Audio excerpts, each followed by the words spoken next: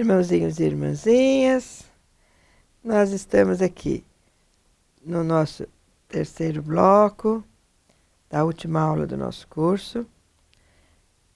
E embora eu tenha falado, né, logo no início da fala sobre os ciganos, que nós íamos tratar especificamente, os ciganos espirituais, eu gostaria de colocar algumas poucas coisas, né, sobre os ciganos terrenos e a esquerda, para a gente entender melhor a questão da esquerda na Umbanda também, né? Nós falamos, né, que ciganos e ciganas são também Exus e são também pombogiras ciganas, né?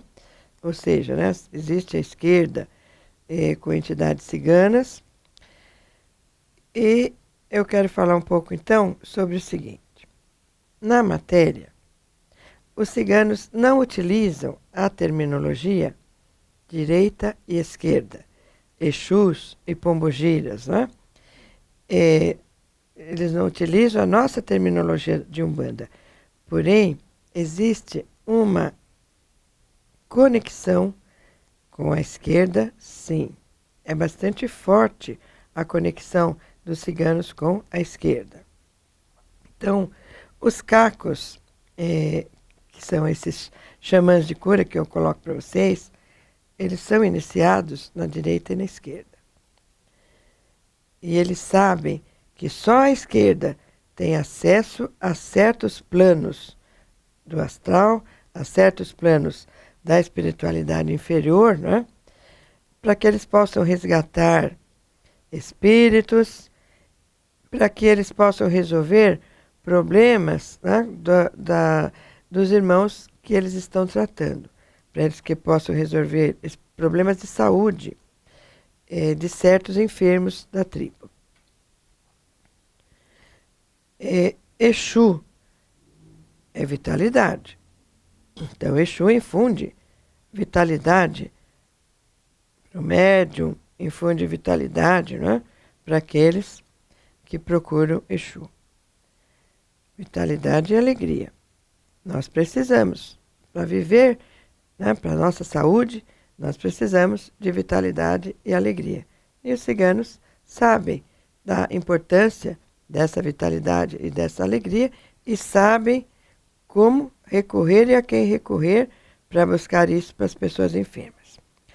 Agora, vários aspectos da cultura cigana nos remetem à esquerda.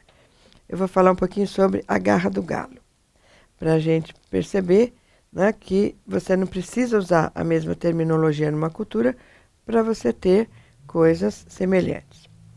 Quando um cigano chega aos 14 anos de idade, ele passa por uma prova iniciática para que ele seja aceito no mundo adulto.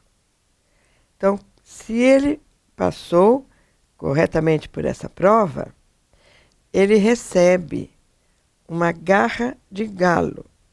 Então, uma garra de galo que é preparada por um caco, né, do clã, às vezes, geralmente é pelos mais velhos, os cacos mais velhos, né? Então, o caco prepara uma garra de galo, preparado, temperado no fogo, com coisas que só eles sabem como fazer. E isso fica uma coisa assim, tão rija quanto um aço. E essa garra de galo e o esporão são uma terrível arma. Essa arma é usada para os ciganos se defenderem dos animais, como os lobos, né? Animais que atacam as caravanas e por gadgets inconvenientes. E essa garra é exatamente como o caco de cura trata, né, os seus doentes quando eles precisam, né, adentrar nesses domínios negativos. E também é a maneira como os nossos Exus, né, tratam os seus frequentadores, os seus consulentes, né? Eles tratam com as mãos em garra. Então, eu acredito mesmo, né, que isso é uma coisa significativa, não é? O uso terapêutico, vamos dizer assim, que os Exus, né, incorporados nos médiuns de Umbanda realizam, é um uso terapêutico, né, das mãos em garra. Os cacos ciganos fazem a mesma coisa, né? Eles também usam terapeuticamente as mãos em garra. Bom, muitos guias espirituais, mestres ciganos, no astral, hoje eles são mestres ciganos no astral, né? Quando encarnados na Terra, foram cacos de cura, chovirranos, chovirrenes, patrinegres, tem várias denominações. Mas como a gente trata o cigano astral, nós não precisamos ficar falando quais são as palavras de cada clã, né? Quais são as palavras, né, de cada grupo de ciganos. Então, entre os ciganos, esse mestre de cura, caco, é um homem ou mulher de grande paranormalidade. Esses cacos são especialistas no conhecimento de ervas, chás, medicamentos retirados, né, das ervas, dos alimentos, especialmente das frutas. Eles são especialistas em toques curativos e são portadores de segredos, entre parênteses, mistérios, né, que vão passando para os mais novos. Agora, existem mistérios que, se o mais novo não descobrir, existem segredos que, se o mais novo não descobrir, eles não podem passar.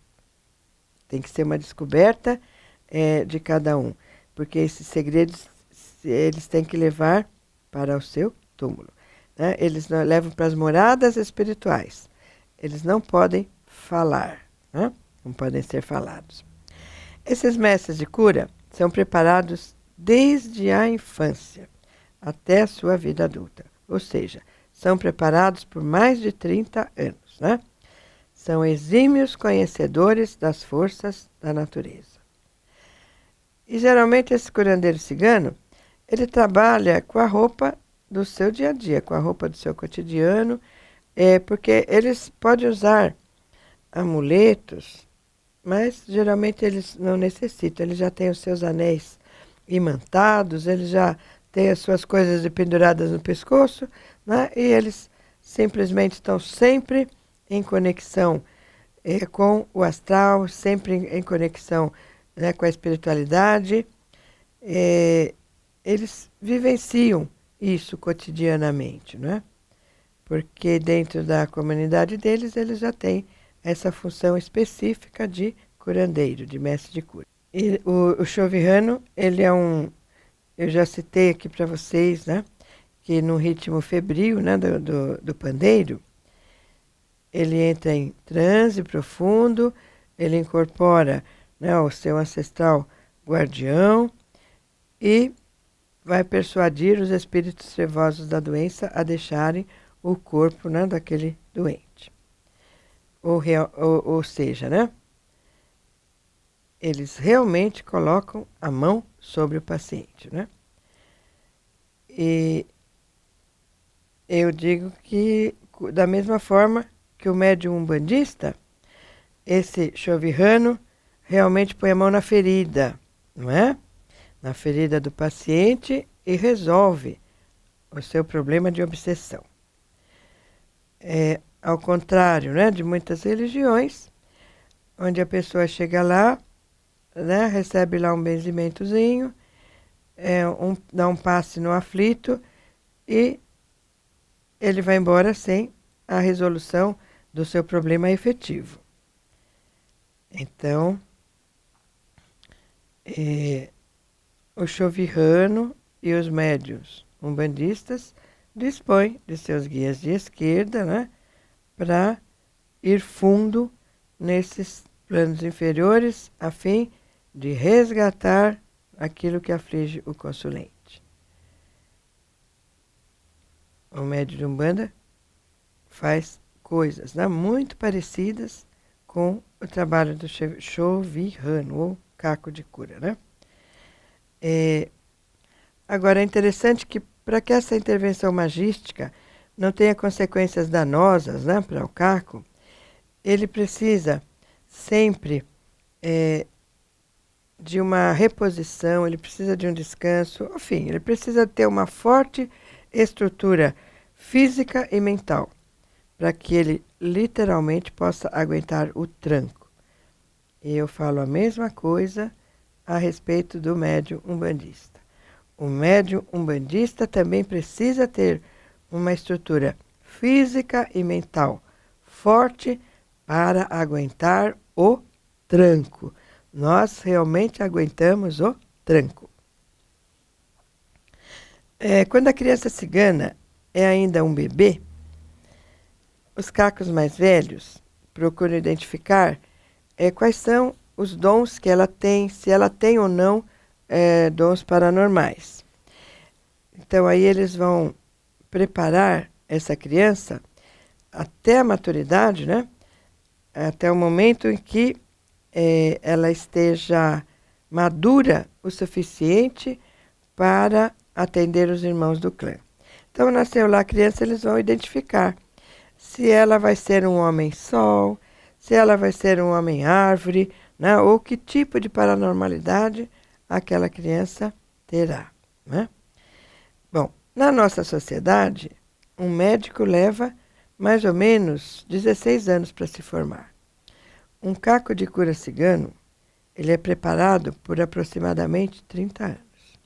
Ele tem que estar muito maduro, muito equilibrado, e ele tem que ser conhecedor do máximo possível de coisas da natureza material e espiritual, para que ele possa atender, para que ele possa curar, não, os seus irmãos do clã. Então, isso aí é muito interessante, né? Porque os ciganos, como estão sempre viajando de um lado para o outro, né? Estão sempre nas caravanas, eles não têm acesso aos hospitais gadgets, né? Praticamente não têm acesso a esses hospitais. Então, eles precisam ter dentro dos seus clãs esses homens preparados, né? Para ajudar os irmãos todos, né? Bom, aqui, então, a gente está chegando ao final desse terceiro bloco da quarta aula, onde nós procuramos destacar a esquerda na cultura cigana. Procuramos falar um pouco também dos cacos de cura e da sua preparação, né, durante a vida toda.